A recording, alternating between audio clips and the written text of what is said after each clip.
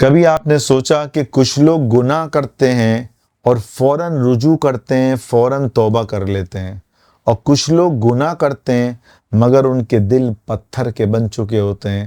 قرآن نے کہا ختم اللہ علی قلوبہم، بعض دل ایسے ہوتے ہیں کہ ان کے دلوں پر مہر لگا دی جاتی ہے، ان کے دل پر کالک آ جاتی ہے، اور ان کے دل پر جو ہے گناہوں کی تہ جمع ہو جاتی ہے، نہ ان کی آنکھ روتی ہے گناہ کے وقت، نہ ان کا دل کانپتا ہے، نہ انہیں گناہ کے وقت قبر یاد آتی ہے، نہ آخرت یاد آتی ہے۔ کیوں؟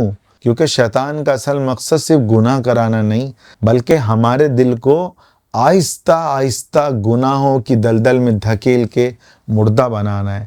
شیطان کی اصل جنگ یاد رکھیں دل کے اوپر ہے۔ شیطان جانتا ہے کہ انسان کو کیسے گمراہ کرنا ہے۔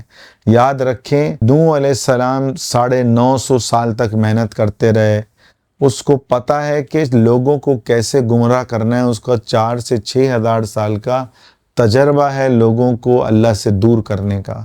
بعض کو نیکی کے راستے سے، نورانی راستے سے لے کے گمراہ کرتا ہے، اور بعض کو جو ہے نفس کی لذتوں میں لا کے گمراہ کرتا ہے۔ پھر آہستہ آہستہ شیطان گناہ میں اتنا بندے کو بیزی کر دیتا ہے کہ اسے اپنی روح کی موت محسوس ہی نہیں ہوتی، کیونکہ اس کے دل پر جو ہے مہر لگا دی گئی۔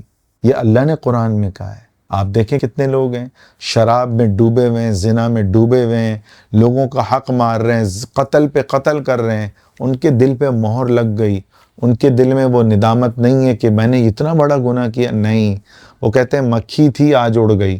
سوچیں انسان پر سب سے بڑا عذاب کیا ہے؟ غربت، بیماری، پریشانی، یہ عذاب نہیں، سب سے بڑا عذاب یہ ہے کہ دل پر مہر لگا دی جائے۔ اس لیے ایک حدیث میں آتا ہے کہ جو 3 جمعے نماز نہیں پڑھتا اس کے بھی دل پر مہر لگ جاتی ہے۔ اچھا، پھر حدیث میں آتا ہے کہ یہ مہر 2 راستوں سے کھلتی ہے، ایک تو بندہ اللہ کا ذکر کرے، دوسرا بندہ توبہ کرے، اور تیسرا کسی یتیم بچے کے سر پر ہاتھ پھیرے۔ تو حدیث میں آتا ہے یتیم بچے کے سر پر ہاتھ پھیرے گا تو وہ جو دل کی سختی ہوتی ہے وہ دور ہو جاتی ہے۔ گناہ صرف ایک عمل نہیں، گناہ یاد رکھیں دل پر زخم لگاتا ہے۔ ظاہراً ہم سمجھتے ہیں کہ بس ہم نے گناہ کیا، نہیں، آپ کے دل کو یہ زخمی کرنا شروع کرتا ہے، اس کی وجہ سے دل میں بے چینی شروع ہو جاتی ہے، بے سکونی، پریشانیاں بڑھ جاتی ہیں، اور پھر وہی گناہ جو ہے نا معمول بن جاتا ہے، پھر بندہ اس کا عادی ہو جاتا ہے، پھر انسان گناہ کو انجوائے کرنے لگتا ہے۔ صحیح مسلم کی حدیث ہے تعرض الفتن علی القلوب، کہ فتنے دلوں پر ایک ایک کر کے تنکے کی مانند پیش کیے جاتے ہیں، یعنی آہستہ آہستہ جو ہے گناہ آتے چلے جاتے ہیں، انسان اس کو ایکسیپٹ کرتا چلا جاتا ہے، اس کو قبول کرتا جاتا ہے، پھر وہ ہلاکت میں چلا جاتا ہے۔ نفس کی سب سے خطرناک چال کیا ہے کہ نفس انسان کو کبھی سیدھا گناہ میں نہیں گراتا، وہ فوراً نہیں کہتا کہ یہ زنا کر لو، نہیں، پہلے وہ دل کو چھوٹے گناہ میں لگائے گا، پھر فضول کاموں میں لگائے گا، بد نظری میں لگائے گا، پھر اس کو تنہائی کے گناہ میں لے جائے گا، پھر آہستہ آہستہ اس کو نماز سے دور کرے گا، اور پھر گناہ کرتے کرتے اس بندے کا دل سخت ہو جائے گا۔ اور قرآن میں ایسے بندے کے بارے میں ارشاد ہے وَلَا تَتَّبِعِ الْهَوَىٰ فَيُضِلَّكَ عَنْ سَبِيلِ اللَّهِ۔ اس آیت میں اللہ کہہ رہے ہیں کہ خواہشات نفسانی کی پیروی مت کرو، ورنہ وہ تمہیں اللہ کے راستے سے بھٹکا دے گی۔ یعنی جو نفس کا غلام بن گیا، اس کی پیروی کرنے میں لگ گیا، سمجھ لو وہ اللہ سے دور ہو گیا۔ اور یاد رکھیں شیطان کا سب سے بڑا ہتھیار انسان کو غفلت میں ڈالنا ہے۔ شیطان جانتا ہے اگر انسان اللہ کو یاد کرتا رہے گا تو وہ بچ سکتا ہے، اس لیے وہ گناہ کراتے کراتے انسان کو اللہ سے غافل کرا دیتا ہے۔ آپ نے نوٹس کیا ہوگا جب انسان مسلسل موبائل میں لگا رہتا ہے، فضول ویڈیو دیکھتا ہے، پھر آہستہ آہستہ وہ حرام چیزوں کی طرف آنا شروع ہو جاتا ہے، پہلے فلمیں، ڈرامے، پھر وہ پورن فلم میں آنا شروع ہو جاتا ہے۔ کتنے نوجوان ایسے ہیں وہ ایسے نشے میں پھنسے ہوئے ہیں۔ میں نے آج سے تقریباً 24 سال پہلے کتاب لکھی تھی جوانی کو ضائع کرنے کے نقصانات۔ میرے پاس نوجوانوں کے فون آتے ہیں، واللہ آج بھی ایک لڑکے کا میں نے نمبر سیو کیا ہوا ہے، اس کو تھا کہ ایک ضروری بات کرنی ہے، تو جو لڑکے مجھے اپنی حالت بتاتے ہیں میں آپ کو بیان نہیں کر سکتا۔ وہ ایسے اس لت میں لگ چکے ہیں کہ ان کو اپنی بیویاں اچھی نہیں لگتی، وہ باہر جگہ جگہ منہ مار رہے ہوتے ہیں اور پھر بھی ان کی روح کو سکون نہیں ہوتا۔ پھر میرے عزیزوں، پھر شیطان آہستہ آہستہ ان فلموں پہ لے جا کر، پھر گندی فلموں میں لے جا کر انسان کو ایسے کر دیتا ہے کہ وہ انسان نہیں رہتا، وہ شیطان بن جاتا ہے۔ اسی لیے اللہ قرآن میں فرما رہا ہے وَلَا تَكُن مِّنَ الْغَافِلِينَ، میرے بندوں غافل لوگوں میں شامل نہ ہونا۔ کیوں؟ شیطان غافل کی جماعت میں شامل ہے، وہ اللہ کو بھلا چکا ہے، اس کو پتہ ہے مجھے جہنم میں جلنا ہے، مگر اس کی عقل پہ پردہ ہے۔ تو میرے عزیزوں غور کریں، اگر ایک کمرے میں مسلسل بدبو ہو تو کچھ دیر بعد انسان کو وہ بدبو آہستہ آہستہ اس کے اثرات اس کو یوں محسوس ہوتے ہیں کہ کم ہو گئے، لیکن اچانک ہی کوئی دوسرا بندہ وہاں داخل ہوگا نا، وہ کہے گا یار یہاں تو بدبو آ رہی ہے، کیوں؟ وہ بندہ اس کا عادی ہو گیا۔ بالکل یہی حال گناہ کا ہے۔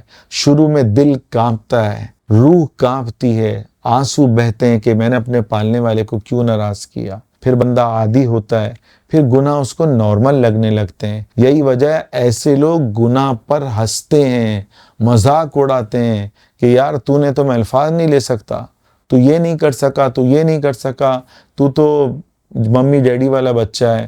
اس طرح لوگوں کو شیطان اکساتا ہے۔ تو یاد رکھو میرے عزیزوں، گناہ میں سکون نہیں ہے، گناہ میں وحشت ہے۔ اللہ نے قرآن میں فرمایا وَمَنْ أَعْرَضَ عَنْ ذِكْرِي، جو میری یاد سے اعراض کرے گا، مجھے بھول جائے گا، اللہ کہہ رہا ہے میں اس کی زندگی کو تلخ کر دوں گا۔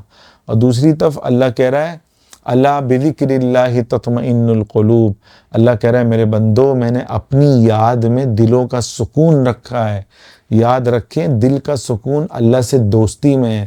ایک اور جگہ اللہ قرآن میں فرماتے ہیں من عمل صالحا من ذکر او انثی، اللہ فرماتے ہیں کہ جو بھی شخص چاہے وہ مرد ہو یا عورت ہو، دونوں کو اللہ نے گنوایا، نیک کام کرے گا، نیکیاں کرے گا، اللہ کہہ رہا ہے فَلَنُحْيِيَنَّهُ حَيَاةً طَيِّبَةً، میرا وعدہ ہے کہ میں ضرور بضرور اس کو پرسکون زندگی دوں گا۔ آپ اللہ سے دوستی تو کر کے دیکھو، پھر دیکھو اللہ آپ کو کیسے سکون دیتا ہے۔ حدیث میں آتا ہے، صحیح مسلم کی حدیث ہے کہ جنت کو اللہ نے مشکل چیزوں سے گھیر رکھا ہے اور جہنم کو خواہشات سے گھیر رکھا ہے۔ یعنی جتنا آدمی خواہشات کے پیچھے بھاگے گا اتنا ہی وہ جہنم کے قریب ہوتا جائے گا۔ میرا عزیزو، آج کا سب سے بڑا المیہ کیا ہے؟ آج لوگوں کو اپنے جسم کی بیماری کی فکر ہے مگر دل کی بیماری کی فکر نہیں ہے۔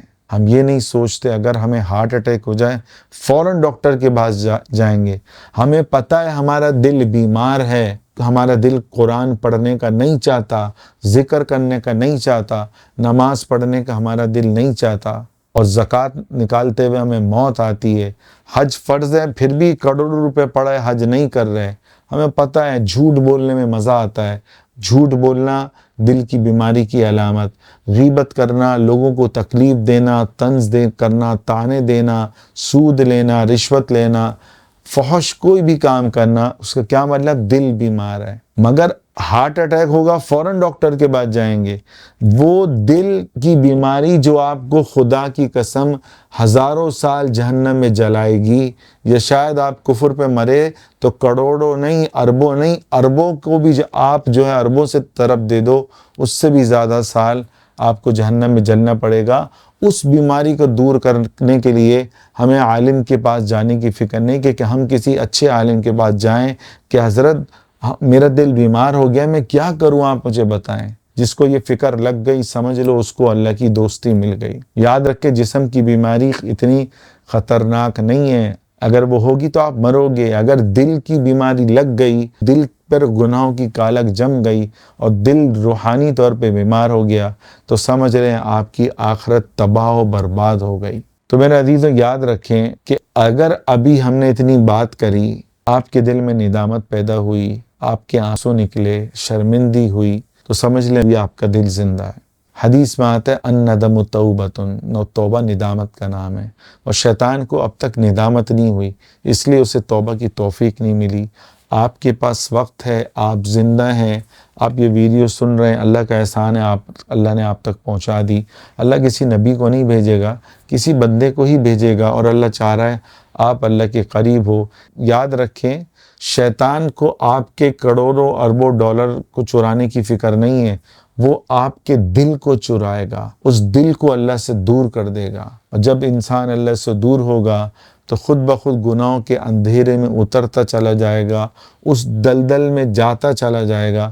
اس لیے اپنے آپ کو بچائیں، کیونکہ قیامت کے دن سب سے قیمتی چیز جو ہے نا انسان کا دل ہوگا۔ آخر میں قرآن کی آیت سنیں، غور کریں۔ قرآن میں اللہ فرما رہا ہے یوم لا ينفع مال ولا بنون، کہ اے لوگوں، قیامت کے دن نہ تمہارا مال کام آئے گا، نہ تمہاری اولاد کام آئے گی۔ اللہ کہہ رہا ہے الا من اتى اللہ بقلب سلیم، کہ جو شخص صاف ستھرا دل لے کر آئے گا، غلاظت سے بھرا ہوا دل لے کے نہیں آئے گا، اللہ کی محبت سے بھرا ہوا دل لے کر آئے گا، وہ دل قیامت کی 50,000 سال کی سختی سے بچائے گا۔ اس دن وہ شخص عرش کے سائے میں ہوگا، آپ صلی اللہ علیہ وسلم اپنے ہاتھوں سے اسے آب کوثر پلا رہے ہوں گے اور اس کی شفاعت کر رہے ہوں گے، جس کا دل پاکیزہ ہوگا۔ یہ قرآن بتا رہا ہے۔ تو کوشش کریں کہ اگر تھوڑا سا آپ کی آنکھ میں آنسو آئے، دل میں نرمی آئیے، تو ابھی اور اسی وقت توبہ کریں، کیونکہ کچھ پتہ نہیں کہ کل صبح ہم اٹھ سکیں کہ نہ اٹھ سکیں۔ توبہ ایسی چیز ہے کہ جب بھی توفیق ملے نا، بندہ فوراً کرے، یاد رکھیں، فوراً کریں، 1 سیکنڈ کی بھی اس میں دیر نہ لگائیں، کیونکہ ہمارے حضرت فرماتے تھے کہ نیکی کا خیال اللہ کا مہمان ہے، اس کی قدر کرو۔ اور کوشش کریں صدقہ جاریہ کی نیت سے اس ویڈیو کو زیادہ سے زیادہ پھیلائیں۔ ایک بندے کی بھی اللہ سے دوستی ہو گئی، اس کے دل کی دنیا بدل گئی، وہ سارا ثواب آپ کے کھاتے میں بھی لکھا جائے گا اور میرے کھاتے میں بھی لکھا جائے گا۔